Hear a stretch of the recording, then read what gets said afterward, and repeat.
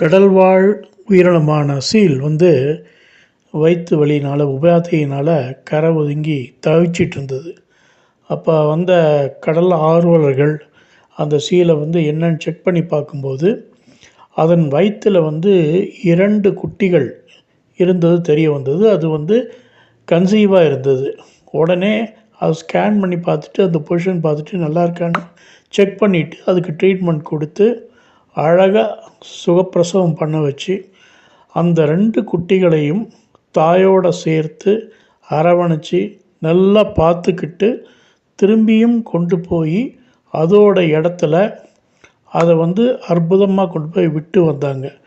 இது என்னத்தை குறிக்குது அப்படின்னா, மனிதம் இன்னும் சாகலை.